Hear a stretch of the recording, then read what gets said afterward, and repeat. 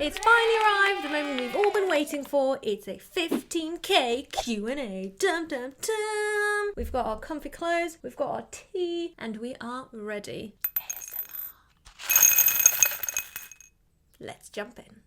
First question. How do you get ideas to create good content in YouTube? I get inspired from everywhere, really. So as my job, I am a mobile designer at a big consultancy, and a lot of stuff I do at my job does inspire me for YouTube videos. It doesn't mean that I'm recreating what I do for my job, but sometimes there'll be a problem that we have while we design, and I'll say, oh, this is a really good idea for a video because maybe someone else is having this problem as well. Or I'll see one of my very talented colleagues do something and ask them, please, can I steal this idea for a video? And they usually say yes. So thank you, you know who you are. But to be honest, I also really get inspired from other amazing content creators on YouTube. I'll link them in the description as well, but I really love watching other people's videos just to get inspiration. There's an amazing book called Steal Like an Artist, which really kind of changed my mindset about this, because you think, oh, someone else has done it, so I can't do it as well. But that's not true. You can start by taking someone else's idea and then just make it your own and add your own things on top of it. And it just fuels your creativity rather than dumbs it down because you're just copying someone else's work.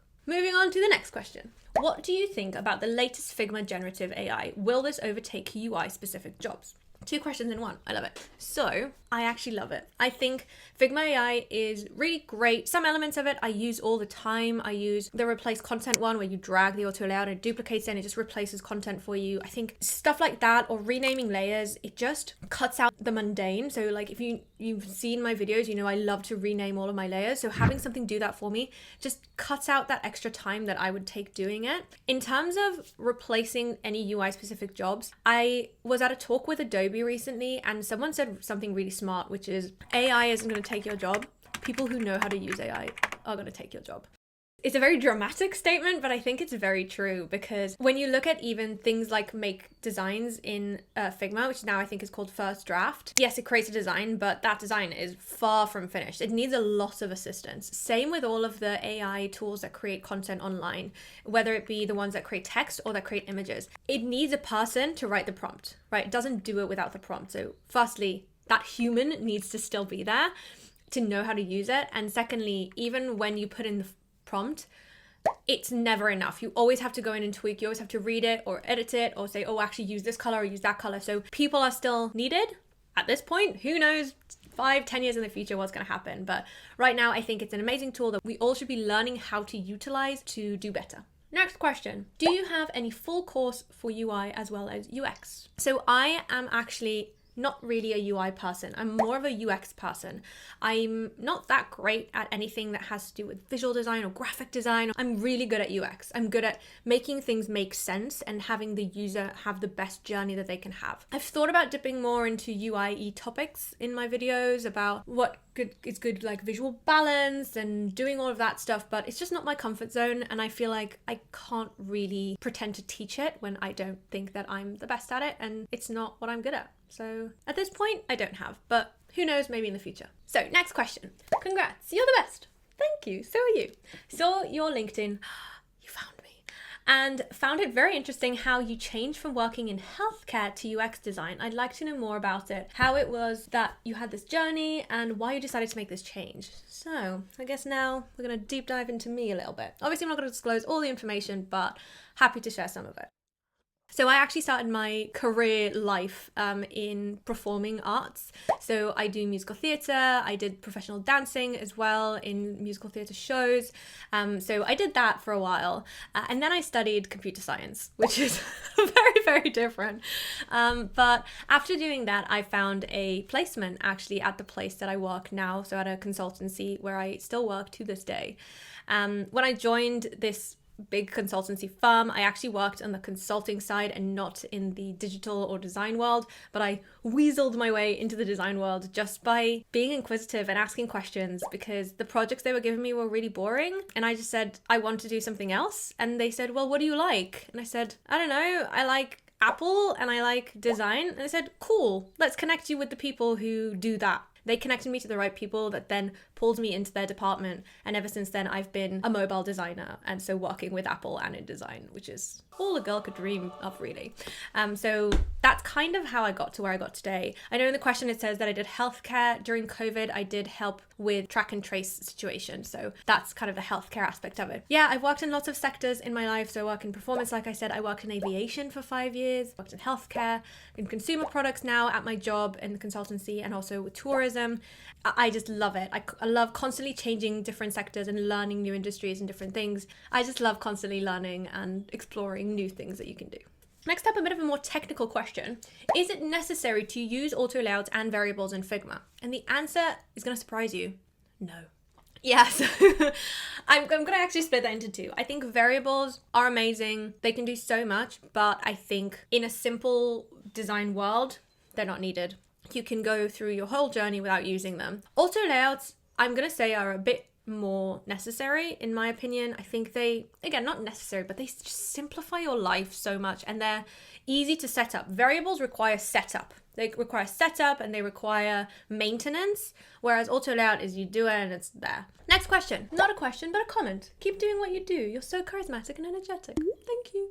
I will say I do really love reading all your really supportive comments. Most of the comments are amazing, and I really love it when you guys tell me, you know, that it helped you, or people sometimes say, oh, like, this is exactly what I was looking for. Thank you so much. And that's why I do this. So keep commenting. Thank you. So next question is, would you suggest Windows PC or Mac for design purposes, and why? Personal preference, I would say Mac, but I don't know that it's a necessity. I think there's other professions out there, like if you're a developer or a coder or something like that, some computers are more powerful than other computers. If you're doing like something that requires a lot of processing power, then maybe certain types of Macs won't cut it, but sometimes they do. Like all the M1s and M2 now are so... Is there an M3 yet?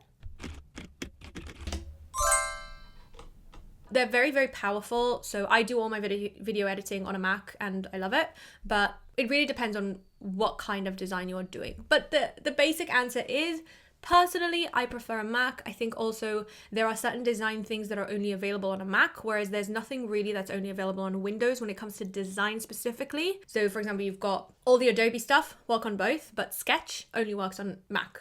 Do you need to use Sketch in your life? I don't know. Or like all of the Apple-y things like the SF symbols, stuff like that, they're only available on Mac. So next up, more like help. I need an internship placement. Okay, so first of all, good luck. I hope you find one. I guess I'll take this as just giving whatever advice I can to how to get a placement or an internship. I would say my biggest piece of advice is just go for it. Just do it. When I was applying for placements, I just sent out applications everywhere. I didn't think of, oh, this is too big, this is too small, I'm not good enough.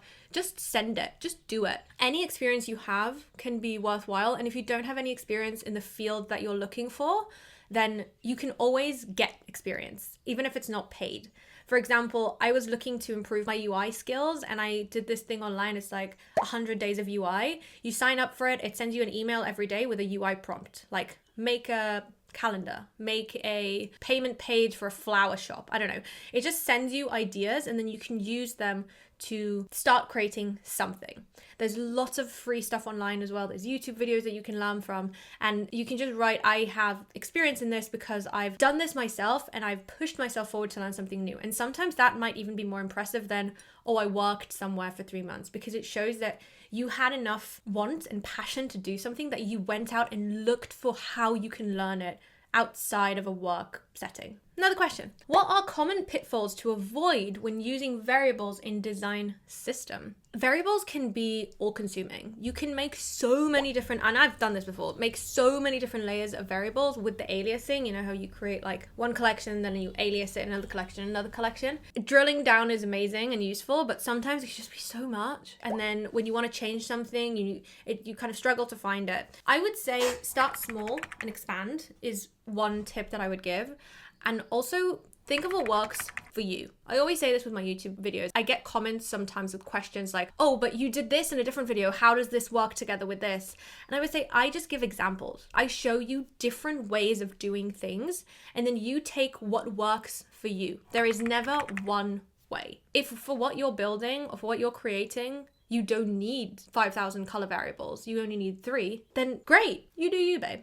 Next question. How do you edit your videos did it take a lot of practice? I edit my videos using Final Cut Pro on my MacBook. I love it. I did learn Premiere Pro in the past, which is from the Adobe suite. I just didn't love it as much. And I think there's something about Final Cut that just works better for me personally, but it's completely up to you. Did it take a lot of practice? Yes. You know how much I love a shortcut in Figma, but it took me a long time to figure out the shortcuts in Final Cut as well. So now that I know a lot of them and I've created some of my own generators and transitions and titles in Apple Motion to put them into Final Cut Pro, I've simplified my process with the editing. And now some of my videos are much easier to edit, but at the start, it could take me a good few days to edit a video. I keep asking if you guys want a tutorial on Final Cut Pro, and usually everyone says no, but I'm not going to stop asking because I love it and I would love to do tutorials on it as well. So maybe I'll just do them and not really ask you guys. Moving on to the next question. How is your life now that you started to share all your knowledge with everyone around the globe? Pretty much the same.